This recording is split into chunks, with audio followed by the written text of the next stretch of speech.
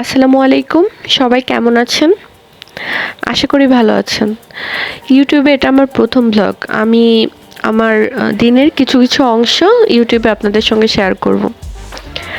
তো আজকে সকাল সকাল দেখলাম যে বৃষ্টি, ওয়েদারটা ঠান্ডা, খুব ভালো লাগছে দেখতে। বাইরের প্রকৃতিটা বেশ সবুজ, সুন্দর। তো আমি উঠে খানিকক্ষণ দেখতে থাকলাম বাইরেটা। দেখুন, বেশ স্নিগ্ধ লাগছে। আকাশটাও মেঘলা, বেশ মনোরম লাগছে সব মিলিয়ে। ভিডিওটি ভালো লাগলে চ্যানেলটি সাবস্ক্রাইব করে সাথে থাকবেন।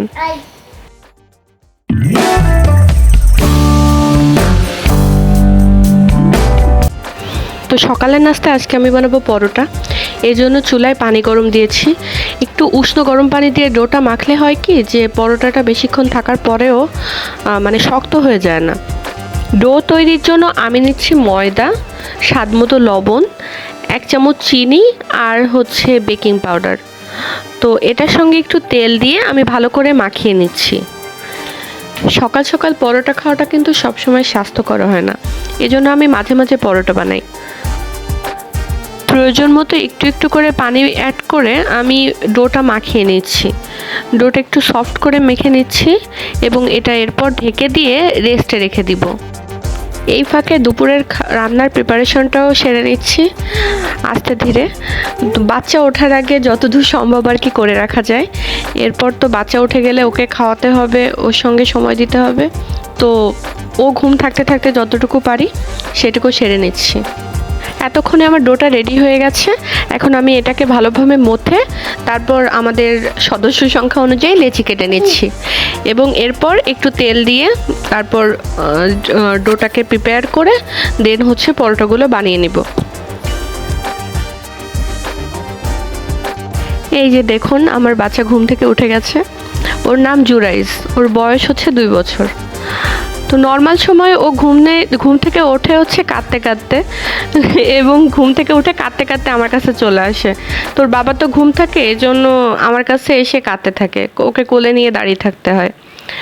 তো আজকে এসে দেখছে হঠাৎ করে আমাকে ভিডিও করতে দেখে ও অবাক হয়ে গেছে। ও কান্নাকাটি বাদ দিয়ে চুপ করে আমাকে দেখছে। এই যে আমি পরোটাগুলো বানাচ্ছি এখন। আগে বাচ্চার খাবারটা রেডি করে নিব, কেননা আপনারা জানেন যে বাচ্চারা ঘুম থেকে ওঠে খিদা পেটে। তো যাদের বাচ্চা ঘুমের মধ্যে খায়, ঘুমের মধ্যে দুধ খেয়ে নেয় ফিডার ভরে, তো তাদের ক্ষেত্রে হয় কি যে বাচ্চারা ঘুম থেকে উঠে খুবই ফুরফুরে মাইন্ডে থাকে। কিন্তু জুরাইজের ক্ষেত্রে বিষয়টা আলাদা। ও নর্মালি ফিডার কখনো খায়নি, এজন্য ও ঘুম থেকে ওঠে ক্ষুধা পেটে, উঠে কাঁদতে থাকে। তারপর ওকে তাড়াতাড়ি আমার সামলাতে হয়। এই জন্য আমি চেষ্টা করি যে যত তাড়াতাড়ি সম্ভব কাজগুলো সেরে নিয়ে ওকে যাতে একটু সময় দিতে পারি। তো আমি এজন্য আগে ওর খাবারটা রেডি করে নিচ্ছি। তো এরই মধ্যে আমার পরোটাগুলো রেডি হয়ে গেছে। একে একে আমি পরোটাগুলোকে ভেজে নিব। তো চুলায় তাওয়া বসিয়ে দিয়েছি। তাওয়া গরম হলে এতে পরোটা দিয়ে দিচ্ছি এবং একটু তেল দিয়ে ঘুরিয়ে ফিরিয়ে যাতে এটা ফোলে সেভাবে আর কি ভেজে নিচ্ছি। তো পরোটা ভাজের ক্ষেত্রে কিন্তু একটু যাতে লালচে লালচে হয়, একটু পোড়া পোড়া হয়, সেদিকে খেয়াল রাখতে হয়, নাহলে পরোটার সুন্দর স্মেলটা আসে না। একটা মেয়ে মা হওয়ার পরে কিন্তু তার জীবনের সব কিছুই পাল্টে যায়। তার ভালো লাগা, আবেগ, তারপর দায়িত্ববোধ, সব জায়গা থেকে নতুন একটা পরিবর্তন আসে, ম্যাচুরিটি আসে।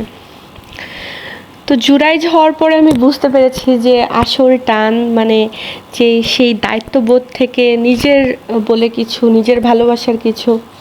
তো আমি খুবই নিজেকে সৌভাগ্যবান মনে করি। যেসব আপুদের বাচ্চা আছে তারা বুঝবেন বিষয়গুলো। আরেকটা ব্যাপার হচ্ছে সংসারে গুরুজন থাকাটা অনেক বড় ব্লেসিং। তো জুরাইজের দাদা দাদি মানে যখন আমার শ্বশুর শাশুড়ি ছিলেন তখন হতো কি যে ওর অনেক ব্যাপারেই আমাকে ভাবা লাগতো না। যেমন ঘুম থেকেও যখন কান্না করছে তখন আমার শ্বশুর নিয়ে ওকে সামলাতো। আর দেখা যেত যে আমি আমার কাজগুলো সেরে দেন ওকে খাওয়াতাম। এরপর দেখা যেত যে যখন ওর ক্ষুধা লাগতো তখন আমার শাশুড়ি ওকে খাইয়ে দিত। তো বেশিরভাগ সময় হতো কি যে ও যে ওর শরীরের স্বাস্থ্যের দিকে আমার এতটা খেয়াল করা লাগতো না যখন তারা ছিল। এই যে জুরাইজের খাবারটা রেডি হয়ে গেছে। দেখা যাবে ও পরোটাটা খানিকটা খেলেও ডিম প্রায় ছুবেই না বলতে গেলে। তো আমার পরে বসে ওকে খাইয়ে দিতে হবে। এই যে জুরাইজ বাবু খাচ্ছে। তো আজ আর টানছি না, ব্লগটা বেশি বড় হয়ে যাবে। ভালো থাকবেন সবাই, দেখা হবে নতুন কোনো ব্লগে। আল্লাহ হাফেজ।